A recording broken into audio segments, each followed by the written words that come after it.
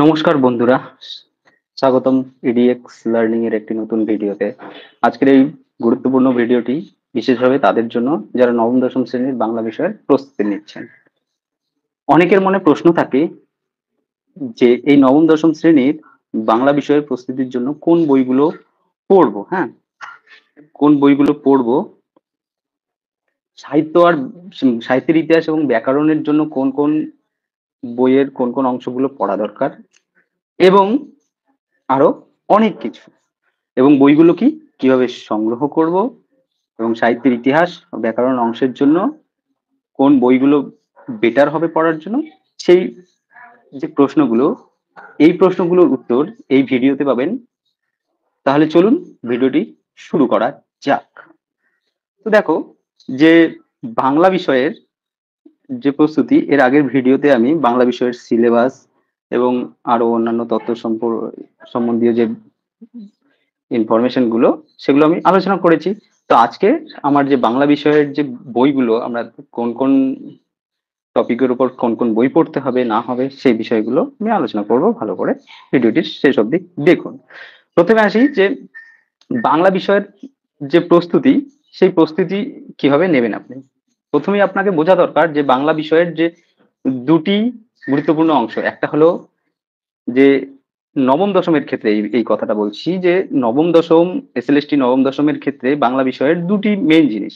একটা হলো যে টেক্সট গুলো, সমস্ত টেক্সট গুলো, আর একটা হলো যে সাহিত্যের ইতিহাস এবং ব্যাকরণ অংশ। এই দুটো হলো দুটি ভাগ, হ্যাঁ।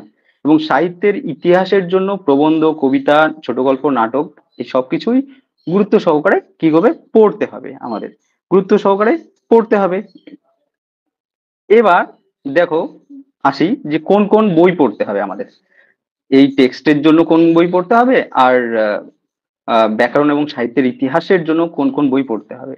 তো সেই বিষয়গুলো দেখার চেষ্টা করো। দেখো, এখানে স্ক্রিনে দেখা যাচ্ছে যে নবম দশম শ্রেণীর যে টেক্সট, সেগুলো কি পড়বো, সেগুলো কি দেখো। নবম দশম শ্রেণীর এর আগে সিলেবাসের যে ভিডিওটা আছে, সেই ভিডিওটাই আমি আলোচনা করতে গিয়ে বলেছিলাম যে নবম দশম শ্রেণীর সাহিত্য চয়ন, হ্যাঁ। দেখো, এখানে দেখা যাচ্ছে বাংলা প্রথম ভাষা নবম শ্রেণীর সাহিত্য চয়ন, এই বইটা নবম শ্রেণীর জন্য যে টেক্সট গুলো, সেগুলো সেই নবম শ্রেণীর টেক্সটের এটা প্রথম। তারপরে দেখো সাহিত্য সম্ভার, আরেকটা বলেছিলাম সাহিত্য সম্ভার, হ্যাঁ। সাহিত্য সম্ভারে দেখো যে সাহিত্য সম্ভার বাংলা দ্বিতীয় ভাষা নবম শ্রেণী। এই যে সাহিত্য সম্ভারটা কোথায় পড়ানো হয়, কোন কোন স্কুলে এগুলো পড়ানো হয়, যেগুলো ইংলিশ মিডিয়ামের স্কুল, যেখানে যেখানকার ছাত্ররা, স্টুডেন্টরা কি করে, ইংরেজি তার প্রথম ভাষা হিসেবে, ফার্স্ট ল্যাঙ্গুয়েজ হিসেবে চুজ করে এবং দ্বিতীয় ভাষা হিসেবে বাংলা চুজ করে। সেই সব স্কুলে কি হয়, মধ্যশিক্ষা পর্ষদের সেই সব স্কুলে কি করা হয়, এই সাহিত্য সম্ভার দ্বিতীয় ভাষা হিসেবে পড়ানো হয়।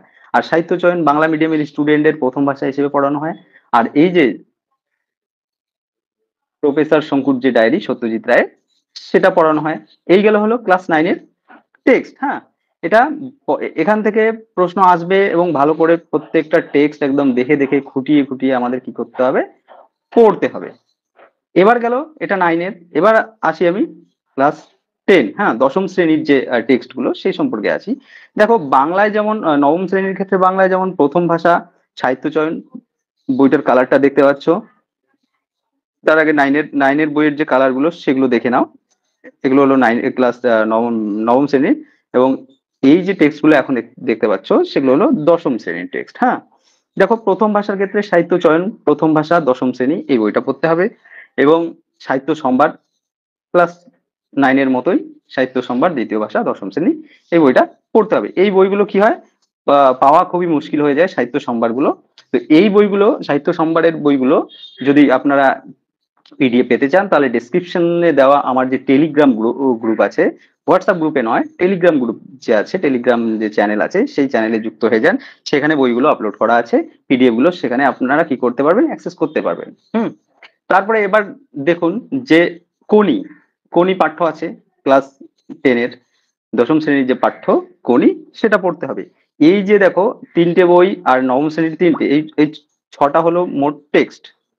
এগুলো হলো টেক্সট সংক্রান্ত প্রশ্ন, এখান থেকে আসবে। এবার আসি আমি কি বাংলা, যে ভাইটাল একটা পয়েন্ট, বাংলা সাহিত্যের ইতিহাসের জন্য এবং ব্যাকরণ অংশ যে আছে, সেই জিনিসটার ক্ষেত্রে আসি, এবং এখানে দেখতে পাচ্ছ যে স্ক্রিনে যে বাংলা সাহিত্যের ইতিহাসের ক্ষেত্রে আমরা কোন বইগুলো ঠিক রেফারেন্স বই প্লাস অথেন্টিক বই যে আছে সেগুলো আমরা পড়বো বাংলা সাহিত্যের ইতিহাসের জন্য। দেখো, সাহিত্যের ইতিহাসের ক্ষেত্রে প্রথমে প্রাচীন যুগ আছে, প্রাচীন যুগের যে মঙ্গল কাব্য বলো, অনুবাদ সাহিত্য বলো, তারপরে চর্যাপদ, শ্রীকৃষ্ণ কীর্তন যা কিছু আছে সবগুলো কি সব বাংলা সাহিত্যের এই যে অসিত কুমারের যে এই বইটা, এই বই দুটোই সেম বই।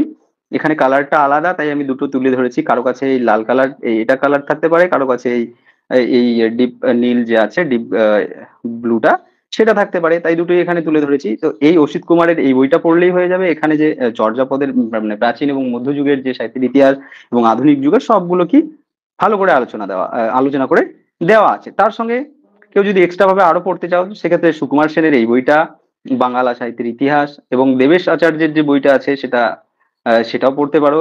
এবং আরো ক্ষেত্রে এখানে সুকুমার সেন গেল, অসিত কুমার বন্দ্যোপাধ্যায় এবং পরেশ চন্দ্র ভট্টাচার্যের বাংলা সাহিত্যের ইতিহাস সেটাও পড়তে পারো। এবং আরো এই ক্ষেত্রে কি অনেকগুলো আছে, কিন্তু এই অসিত কুমার বন্দ্যোপাধ্যায়ের বইটা এটা পড়লেই আশা করি হয়ে যাবে। এবং কারো যদি আরো বেশি পড়তে ইচ্ছে করে তারপরে এই সুকুমার সেন দেখবেন, দেবেশাচার্য দেখবেন, আরো যা যা আছে যারা যারা আছে তাদের বইগুলো আপনারা দেখতে পারেন। এবং আরো বেশি অ্যাক্সেস করার জন্য, ভালোভাবে ইয়ে করার জন্য আপনারা নোটস বা এগুলো তৈরি করতে পারেন।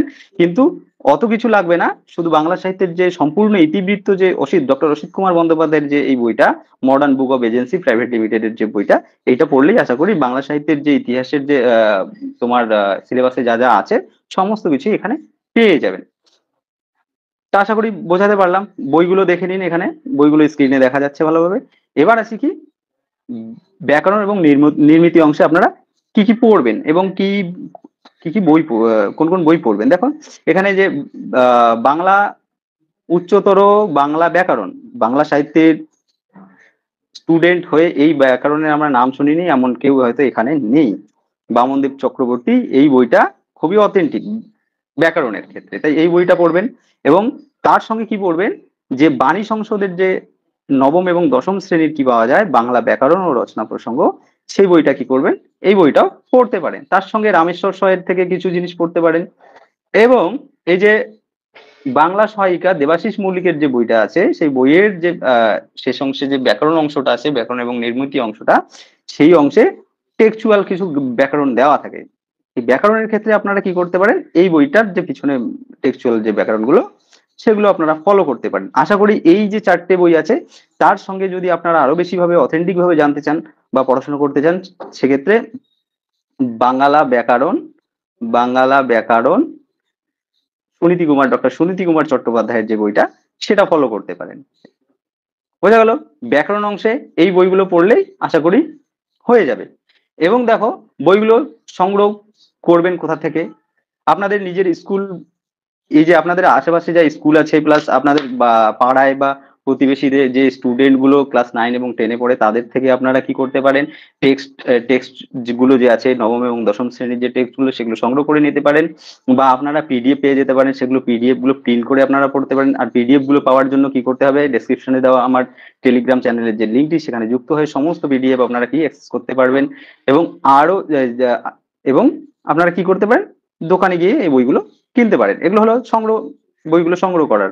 আর ভিডিওর ডেসক্রিপশনে দেওয়া যে লিঙ্ক আছে সেখান থেকেও আপনারা সংগ্রহ করতে পারেন। তো এই গেল যে নবম দশম শ্রেণীর যে প্রস্তুতি, পরীক্ষা সংক্রান্ত প্রস্তুতি, সেগুলো আপনারা কিভাবে করবেন মোটা আশা করি ভালোভাবে বোঝাতে পেরেছি, আপনারা বুঝতে পেরেছেন। তো বন্ধুরা আশা করি এই ভিডিওটি দেখে আপনারা পরিষ্কারভাবে বুঝতে পারলেন যে নবম ও দশম শ্রেণীর বাংলা বিষয়ের প্রস্তুতির জন্য কোন কোন বই পড়তে হবে, কোন কোন অংশে ফোকাস দিতে হবে এবং কিভাবে বই সংগ্রহ করবেন। ইডিএক্স লার্নিং সবসময় আপনাদের পাশে আছে শিক্ষার প্রতিটি ধাপে। ভিডিওটি ভালো লাগলে অবশ্যই লাইক, শেয়ার এবং সাবস্ক্রাইব করতে ভুলবেন না। নিচে ডেসক্রিপশনে দেওয়া লিঙ্ক আছে, সেখান থেকে প্রয়োজনীয় বই সংগ্রহ করে প্রস্তুতি শুরু করুন। ধন্যবাদ, শুভেচ্ছা রইল।